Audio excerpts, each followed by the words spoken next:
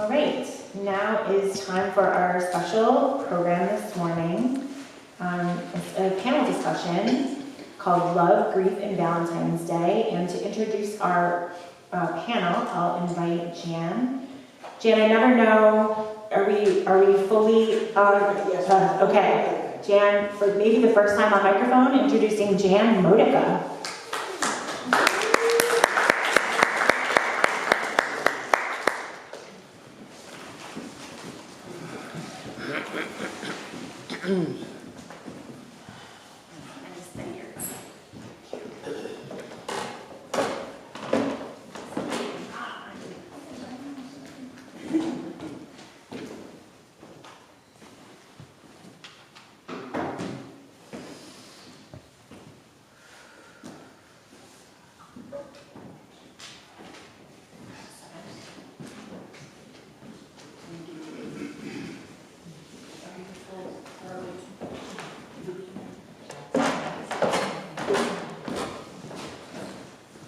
Good morning. Good morning. I've only got about 8 minutes to speak, so I'm not going to spend a whole lot of time talking about the origins of Valentine's Day. Suffice it to say that there were actually a bunch of the Valentines back in that time, which is the 1400s, and one of them was executed for providing marriages to people because Claudius, the emperor at the time, decided that men should not get married because married guys were not good for soldiers. So, what I really want to focus on today is the grief part of loving. If you really want to know about Valentine's Day history, you can look it up on any number of browsers and read for hours and hours about the different beliefs and variations on those beliefs, and when and how cards became commonplace, and how cards morphed into candy and flowers and joy and expectations. Today, Valentine's Day is viewed often negatively because it creates immense pressure, financial strain, and unrealistic expectations for romantic perfection. It frequently amplifies feelings of loneliness for singles and can cause anxiety or disappointment for couples, often feeling more like a forced, commercialized obligation than a genuine celebration of love. To me, it's just a holiday. If I were in a relationship, I wouldn't mind giving some flowers again. But if I didn't, it would send me into a deep, dark depression. I actually think it's kind of cute. I mean, excluding all the things I just mentioned, why not spread a little extra love one day a year? But love isn't just about romance. I love my daughter, my family, my friends. I love my dog. I love Dean Martin, even at the risk of people thinking I'm an old-fashioned loser for loving, as one of my friends called him, a lounge lizard, no-town old guy. I still literally swoon when I hear him sing.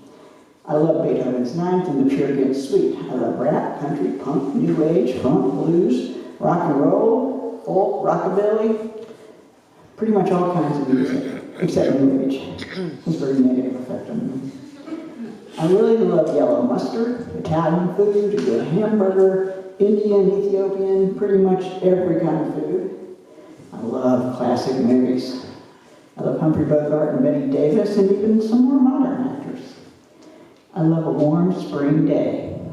I love having lunch with my friends. And I love my freedom for as long as I can keep it. I love, I love, I love. So, does the fact that you can love many things take away from the wonderful romantic love that everyone seeks? Not for me. The truth is, I've never been lucky in love, as they say. My first love was a boy named Mario. I was spending the summer in New York, as I always did. He was 15, I was about 13. I was Italian, he was Puerto Rican. The neighborhood was both. He was the sweetest, most wonderful guy in the whole world. My first real kiss was with him. Leaving Brooklyn that year was one of the hardest things I ever had to do. Today, if Mario walked past me, I wouldn't recognize him. But I will always love him. and I think of him as my first real love. And I still get a little misty when I think about him, and somehow I still miss him. Then I fell deeply and madly in love when I was in my early 20s to a guy named John. He was truly the love of my life, and I think everybody has one of those. He had moved to Atlanta from Ohio, and we instantly became lovers. He was the kind of gal, well, one time we were driving down the street, and he stopped the car and jumped out and ran into the darkness and came back with a rose that he had seen earlier in the day. He was very romantic that way, and sweet and funny and wonderful. We dated for a year, seeing each other pretty much every day, except for the 2 weeks that he went to Ohio to visit his family. He called me immediately after he got home. And I only remember us having one small fight. Actually, it was more like a disagreement in all of that time. Then one night, right around my birthday, he said he had to tell me something. The thing he had to tell me was that he was engaged and his fiancée was moving down from Ohio to live with him and they were going to be married. Yeah, that one hurt. It took a long time to get over it. Actually, I'm not sure I ever did. About 2 years later, he actually called me to tell me he was getting married that weekend, but couldn't do it without telling me how much I'd meant to him. Talk about rubbing salt in the wounds. Problem is, I think I still love him. I guess you never really get over the love of your life. It never got a whole lot better for me after that. I was married for 26 years. I loved my husband very much, and at first it was fun. He was a good guy who fell into alcoholism and drug abuse. I guess he'd always been a total narcissist, but it didn't really show until our daughter was born. He loved her fiercely, but also seemed to be in competition with her. He didn't like having attention being taken away from him, no matter by whom, even her. And he was always right. The world revolved around him. My discomfort about certain things meant absolutely nothing to him. And he could be mean to my daughter. Things went downhill. I became extremely unhappy, as did my daughter. When he died, she was actually ambivalent, not really sad. One day I was pulling into my driveway after work, and I just really didn't want to go in the house. And I realized sitting there in my driveway, to take a line from Victor Victoria, I was very miserable, and I didn't have to be. So I left. I had a couple of other long-term relationships after that, but they were complicated. The last one was Larry, who I'd been seeing for 8 years. He was pretty great. He was smart and funny. He could be an asshole sometimes, but I was always able to call him on it. And he was okay with that. And we both loved backgammon. He was much better than I was doing money off of it. He took me to Italy, France twice, a 30-day cruise to the Middle East, Africa, and India, not to mention small trips to the Keys and Savannah and the mountains and places close by. And he was probably the best lover I ever had. Then, 5 years ago, he was diagnosed with prostate cancer and died 9 days after his diagnosis. I didn't even have time to process the news before he was dead. I thought, well, at least I'll have a few months. 9 days. Love can be heartbreaking. About a month ago, last night I watched An American in Paris, and there's a song called Love is Here to Stay, or it was our song, and I heard it, and I just got really kind of misty last night. And I heard it before, but through the years, but last night it just kind of hit me, maybe because of Valentine's Day. About a month ago, a friend of mine who I'd mentored for 25 years and who I loved very much died at the age of 48. It was devastating for me. For the first couple of weeks, his wife sent out messages on Facebook talking about the service and Albert's life and being strong and their son and a wonderful life together. She was staying positive, and it looked like she was going to be okay. Then all the people who had surrounded her during this time got back to their lives. Not that they weren't still there for her, but life goes on. And she was alone, and reality hit. Last week she sent a message. It just said, "My heart is so broken. Nothing makes sense to me anymore. I can't describe the hurt and anger I feel. I try to keep a brave face, but deep inside, I'm torn to pieces." Her grief for the man she loved, her king, as she called him, was overwhelmed. I've lost so many people in my life, and when I say people in my life, I don't mean just acquaintances. I mean family, brother, sister, parents, grandmother, friends, my best friend, other friends who I was really, really close to, and lovers. Not just people that I knew, but people that I loved very dearly. See, grief for me has just become an ethereal kind of thing. It doesn't get less as more people I love die. It just kind of goes somewhere deep in my being. I can't express it anymore. I guess people can only take so much grief in their lives. But I've never been sorry about any of those relationships, even the ones of the lovers that went unrequited, or turned out to be toxic, or were just ill-fated. I really believe it's true that it's better to have loved and lost than never to have loved at all. So, we have a fabulous panel today. We need to get some chairs up here. 3, 4 chairs. Somebody, I'm sorry, you should have done that earlier. I asked Patton to talk about the love of family because he's obviously unabashedly in love with them.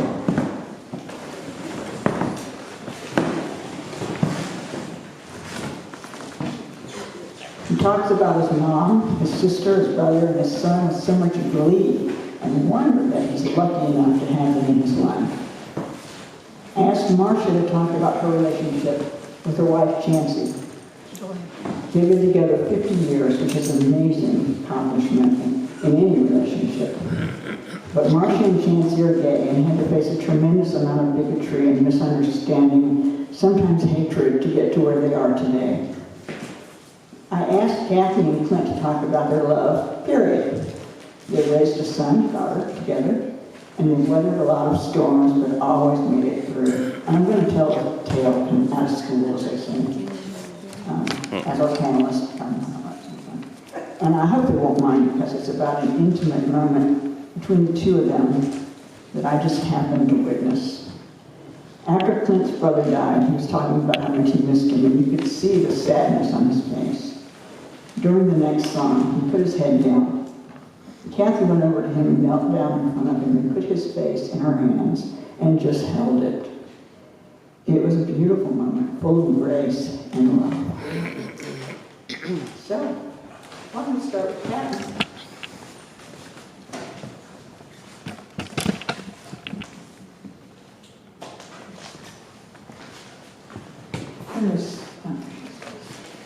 Thank you, Jan. Time myself as well. I know Sarah was going to, but this way I can keep a track. So, Jan asked me to talk about family love, and it took a little while for me to kind of think of what that really meant, and so I landed on this idea that we have, which is unconditional love. And I did a quick little Google search of what AI thinks unconditional love is. And it says, unconditional love is the act of loving someone completely without strings, expectations, or judgment, focusing on their well-being regardless of circumstances. It involves total acceptance of a person's flaws, providing a safe space for them to be themselves, and offering care even when they do not deserve it.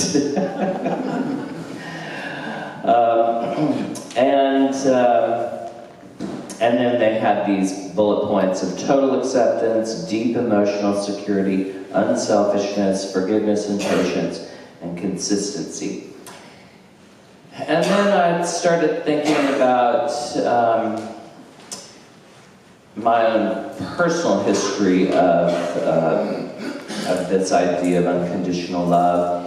And it was hard for me to just really acknowledge that that I am not sure that I ever truly felt that from my father. And then I started thinking a little bit more about that, and I'm not sure that he ever felt it from his father. And not sure that my grandfather ever felt it from his father. And that it had this generational element to it. And so when, later in life for me, the opportunity for fatherhood came into my life, it was unexpected to some extent, and at the same time, completely transformational in that, and it literally was just in this instant that I completely was overwhelmed with what I would describe as being unconditional love.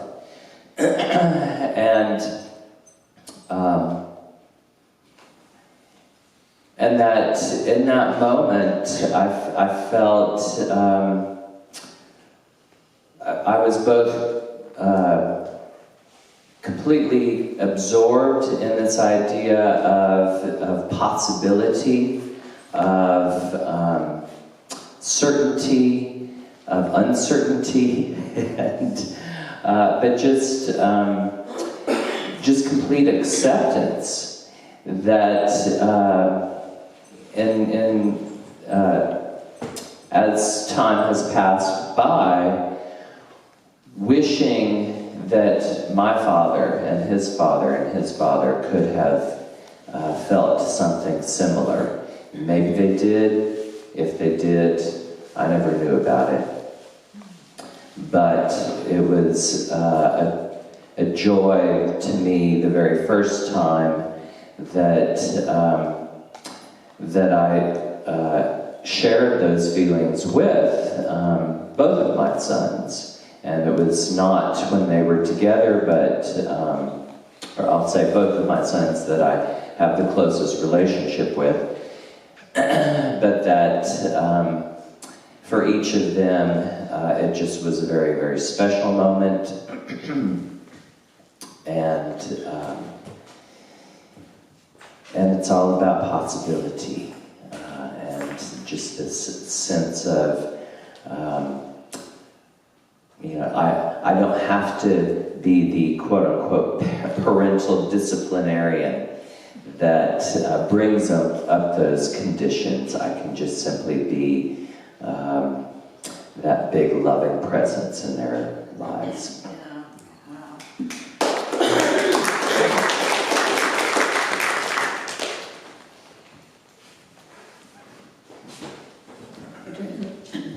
Jan asked me to talk about relationships and the scheme of being gay. And, what is that? What is that? Is it different? Is love different? Well, the love is not any different whatsoever. But every relationship, it doesn't matter if you're straight or gay or bisexual or whatever you want to call yourself, that if you're in a relationship, there are challenges to that relationship. And things like finances, for example. When Chancey and I first got together, and I said, well, how do you want to handle, the finances? I mean, do you want to combine or, And she looked at me like I had 3 eyes. She said, combine? No. No. I'm going to be in charge of my finances, and you're in charge of your finances. And together, we are in charge of the responsibilities that we have as a couple.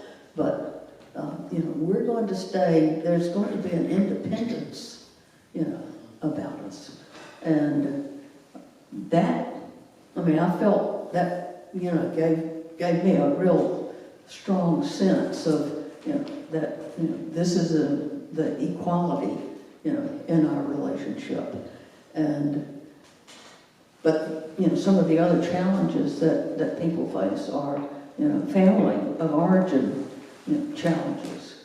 And for someone who is gay or bisexual, transgender, the dynamics are usually different. Because when I grew up, being gay was not okay. I grew up in the Baptist church. It was a sin. It was an abomination. And I think that most likely anyone who grew up in a traditional spiritual community, had homosexuality as, a negative, as a sin, as terrible. You're a bad person just because of that. And so there was a big struggle, both personally for me growing up in the church and having to deal with, the idea of being who I really am, and being okay with that. And also the family dynamics that, came along with that. My father threw me out of the house because I was gay. But they brought me back in. It was not a total, get away and see you again. We were able to negotiate and work that out. And I think that one of the challenges that LGBTQ people have in relationships is that we don't have, in general, we don't have the background support system that straight couples do. That it hasn't been something that has been seen as legitimate, as okay, and so we don't have the societal approval. We don't have the family approval, and it's hard. For some people, it's hard to give yourself approval because of all of the things that you were taught that you have to, go into your head and, deal with those feelings, along with, the fact that, society thinks that you're not supposed to be able to hold hands in a gay relationship or kiss in public in a gay relationship. Things that nowadays are more acceptable in many communities, but still, there are so many kids that are being thrown out of homes because they're gay.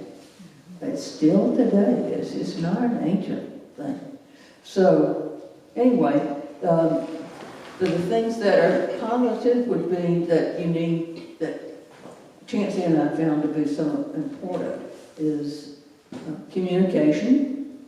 Make sure that you are keeping the lines of communication open, that you have patience and forgiveness, that you have trust. Trust is critical. Responsibility, that you each have responsibility, that you encourage each other, that you have patience and respect and appreciation. Those are common things that just don't straight get. That's a relationship. And anyway, that's what's gotten us for 50 years.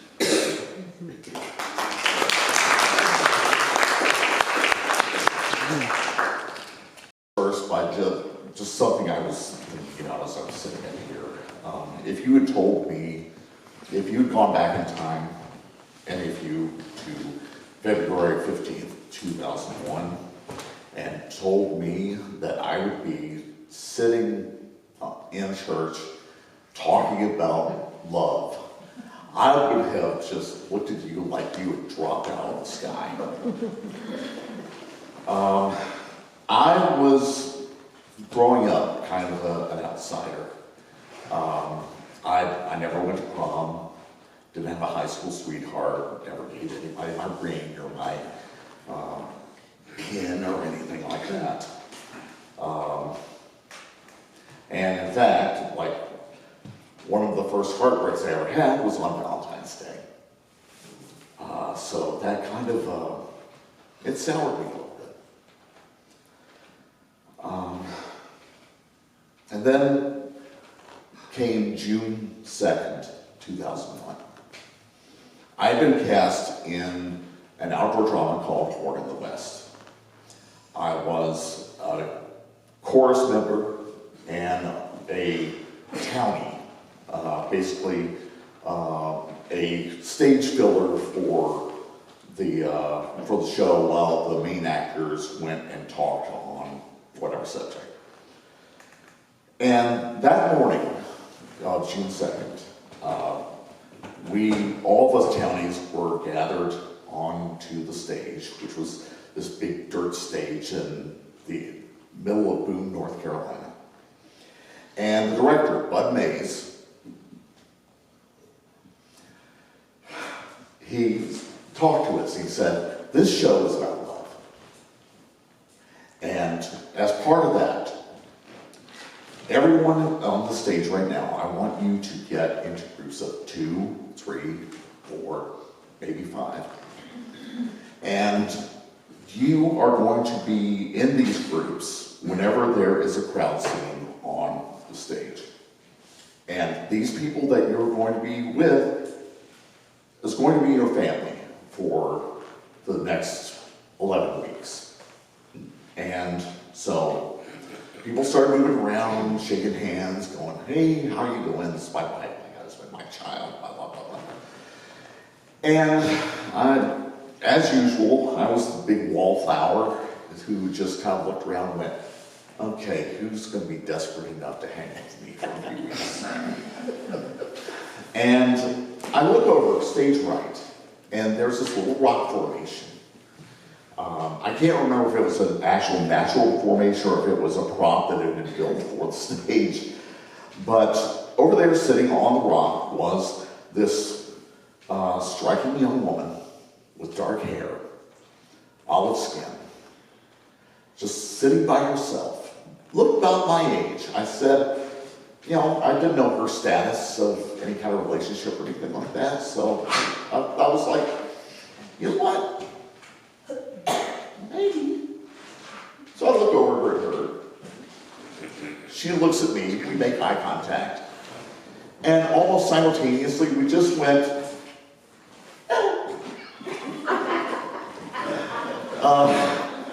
and so we were a family for the summer. And we hung out, just like Bud said, backstage whenever we weren't needed on stage.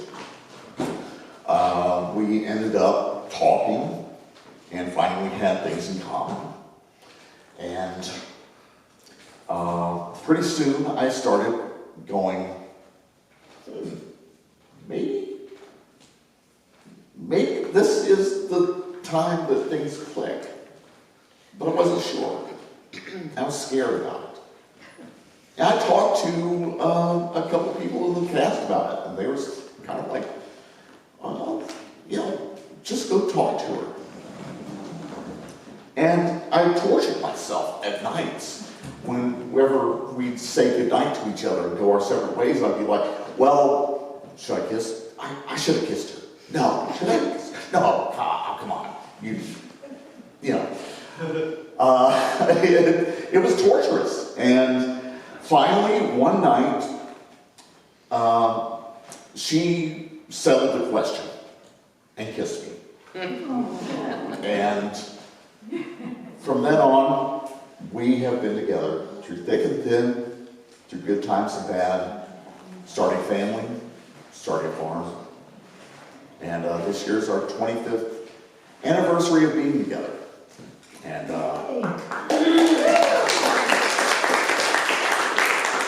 It was well worth the wait, I gotta say. Honey. Oh, and I wanted to mention, his nickname for me is Honey Bunny Bear, so that's why we have little bears in bunny costumes.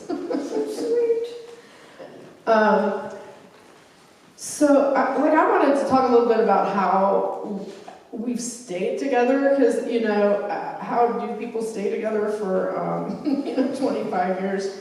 And I don't want to pretend that it's been easy. We've had a lot of hard times. For one thing, we're kind of different people. Clint's a lot more introverted and quiet than I am. And I always have to be on 11, and Clint needs more time to process things. But one of the things that has really, struck me lately is that part of love is shared experience. When I think about, because even now there are days I go, oh my God, I'm through with this, I'm done, I can't believe what he just did. But then I think about, all of the things we've been through together. I think about him just bursting. We wrote our own vows for our wedding. I think about him bursting into tears while we were saying, I guess it was while I was saying the vows that we written, and just absolutely, and I mean ugly crying, snot was running down his face. And I think about how when I was in labor with Aaron, after, 11 and a half hours or something, I just gave up. I was like, I can't do this anymore. I was in so much pain and so exhausted. And Clint was my labor coach, and I said, I can't do it. And the doctor said, well, you're going to have a C-section. And Clint said, honey, you're almost done. I can see the baby's head. You just got to give a couple more pushes. And I gave 2 more pushes, and Aaron was born. And then Clint cut the cord. And, that's something I'll never, ever have again with anybody else, right? And I think about how we have, shared inside jokes like the Honey Bunny Bears. And and we had a cat when we first were living together called Love Cat, and how lonely. And Love Cat used to go like this at us, and so we do Love Cat eyes at each other. How can you ever replace that? You can't. And then, the other thing I was thinking about, that love is shared experience, and also that love is when people see you for who you are and still love you, you know what I mean? And they see the beauty in you and stuff. So I'm going to mention when Clint and I met, I was getting a master's degree in opera performance, okay? So probably once a semester, I would go in, I had an entire closet full of formal ball gowns, okay? And when I did a recital, I would go in, I'd get my nails done, I would have this elaborate updo, and I'd go and perform in this full-length ball gown and everything. So it was quite glamorous. So I was and I don't own anything like that nowadays. I gave away all of my formal wear, I guess about 5 years ago when we moved, because I was like, I'm not moving these. They're never going to fit me again, for starters. I was a size 6. But that's kind of who I was when Clint met me, with this glamorous, singer. And I quit wearing makeup when I was pregnant because my skin was irritated and I didn't want to do it anymore. And then when our baby was born, I was too busy for makeup. So what else? I maybe shave twice a year, shave my legs twice a year because I'm just lazy. I mean, I'm definitely not glamorous. But, so here's the thing. This man still thinks I'm hot, okay? I know, he tells me, and he gives me that look. He's like, baby, looking good. Now, why would you not, he's laughing, he does. Why would you not stay with somebody who still thinks you're hot when you're old and wrinkly and I mean, that's a gift. That's a real gift. Yes. Anyway, and I also think, that's true for family too. And I've got some family who have very different political views than mine. But you know what? We still have those shared experiences, and we still have, and we, still have that love, that seeing each other and appreciating each other with all our flaws, And so I wanted to end with a poem. This was part of our service, our wedding service that we wrote. And it's by Hafiz, with a really lovely translation by Daniel Ladinsky. The subject tonight is love, and for tomorrow night as well. As a matter of fact, I know of no better topic for us to discuss until we all die.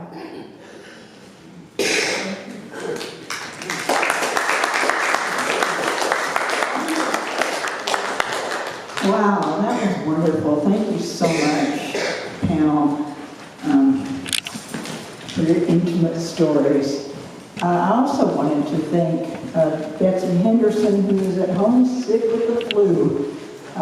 But she really helped me out with this panel. She was extremely helpful, and I wish she was here so I could thank her in person, but I just wanted you guys to know that she was a big part of this as well. So thank you, Betsy, and thank you, panel. Thank you, everybody.